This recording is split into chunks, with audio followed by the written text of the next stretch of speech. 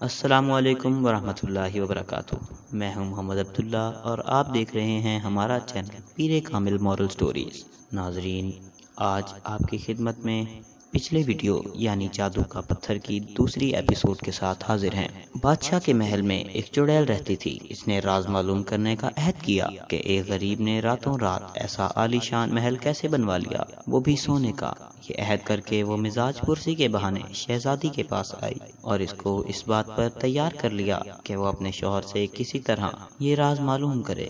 چنانچہ اپنی بیوی کے اصرار پر نوجوان نے بتایا، میرے پاس جادو کا ایک پتھر ہے، اس کی مدد سے میں جو کچھ چاہوں حاصل کر سکتا ہوں۔ تم اس جادو کے پتھر کو کہاں رکھتے ہو؟ بیوی نے پوچھا۔ میں اس کو اپنے منہ میں زبان کے نیچے رکھتا ہوں، نوجوان نے جواب دیا۔ اگلے ہی دن شہزادی نے یہ سب باتیں چڑیل کو بتا دی۔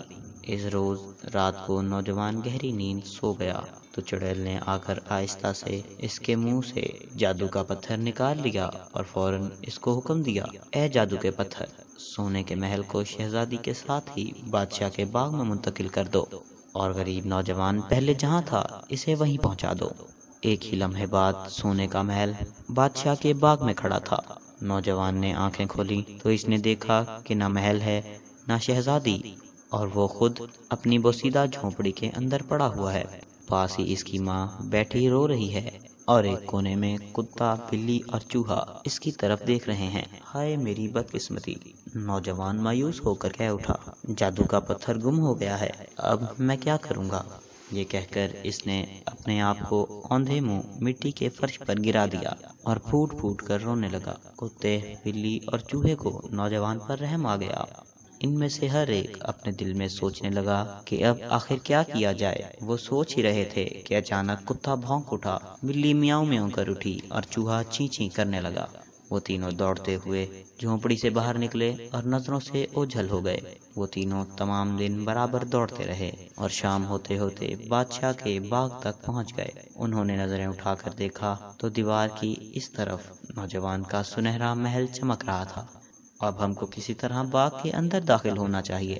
کتے، بلی اور چوہے تینوں نے آپس میں طے کیا، لیکن باغ کی دیواریں اتنی اونچی تھیں کہ ان کو پھاند کر اندر جانا ناممکن تھا۔ سب دروازوں پر اندر سے مضبوط تالے لگے تھے۔ کتا، بلی اور چوہا تینوں دیوار میں کوئی سوراخ تلاش کرنے لگے۔ سوراخ نہ ملا تو وہ تینوں مل کر دیوار کے نیچے زمین میں ایک سوراخ بنانے لگے۔ سب سے پہلے چوہے نے اپنے پنجے کام میں لگا لیے، پھر بلی اور آخر میں کتا کام میں لگ گئے۔ تھوڑی ہی دیر میں سرنگ تیار ہو گئی۔ پہلے چوہا سوراخ سے ہو کر اندر گیا، پھر بلی بھی اندر چلی گئی۔ باہر کتا پہرا دینے لگا۔ بلی اور چوہا دونوں سارے محل میں دوڑتے پھرتے اور بالآخر اس کمرے میں داخل ہو گئے جہاں شہزادی سوئی ہوئی تھی۔ پاس ہی چڑیل پڑی سو رہی تھی، جس نے اپنے ہونٹ زور سے بھینچ رکھے تھے۔ عقل مند چوہا فوراً سمجھ گیا کہ جادو کے پتھر کو اس نے اپنے منہ میں زبان کے تلے دبا رکھا ہے۔ چوہا دبے پاؤں چڑیل کی چھاتی پر چڑھ گیا اور اپنی دم کی نوک سے اس کی ناک میں گدگدی کرنے لگا۔ چڑیل نے اپنا منہ کھول کر ایک چھینک ماری اور جادو کا پتھر اچھل کر فرش پر گر پڑا۔ بلی نے فوراً اس کو منہ میں اٹھا لیا اور جب تک چڑیل ہوش سنبھالتی، بلی اور چوہا دونوں سر پر پاؤں رکھ کر بھاگتے ہوئے سوراخ کے راستے باہر سڑک پر آ گئے جہاں کتا ان کا انتظار کر رہا تھا۔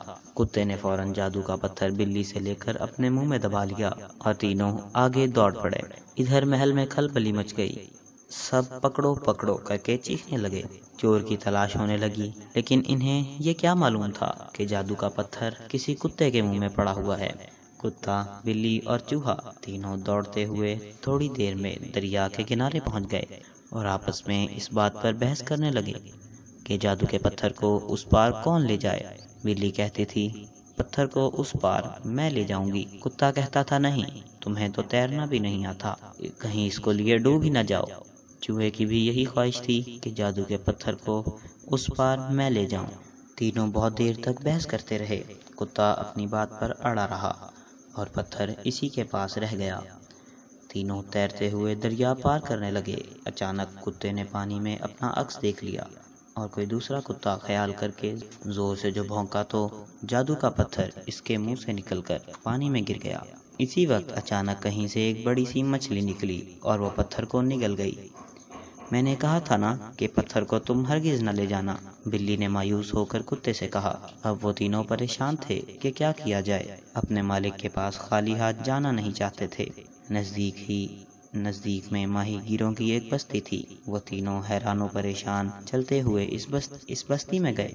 तीनों को बहुत भूख लगी हुई थी। खुशकिस्मती से एक मछेरे ने एक बड़ी मछली पकड़ ली थी। इसने मछली को काटकर इसकी आंतें फेंक दी। कुत्ता, बिल्ली और चूहा तीनों आंतों को खाने लगे। अचानक बिल्ली खुशी से मियाऊं कर उठी। मालूम हुआ कि मछली की आंतों में इसको अचानक कोई चमकीला पत्थर मिल गया है। तीनों ने इसको जरा गौर से देखा तो पता चला कि इन्हीं का जादू का पत्थर है। तीनों खुशी से उछलने लगे। बिल्ली ने पत्थर को अपने मुंह में ले लिया और तीनों अपने घर की तरफ दौड़ पड़े।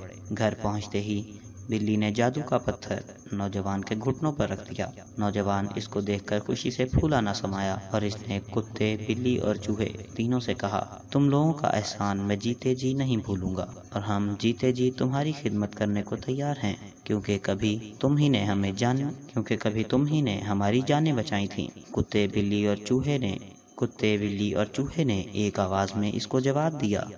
नौजवान ने जोश में आकर कहा, अभी मैं पत्थर को हुक्म देता हूँ, वो सोने का महल फिर से आ जाएगा। माँ ने बेटे को रोकते हुए कहा, रहने दो बेटे, सोने के महल की हमें कोई ज़रूरत नहीं। तब नौजवान ने जादू के पत्थर से कहा, महल को मिटा दो। तो बस फिर क्या था, न महल रहा, न चुड़ैल रही और न ही बादशाह और इसकी बेटी रही। इन सब का नामो निशान मिट गया।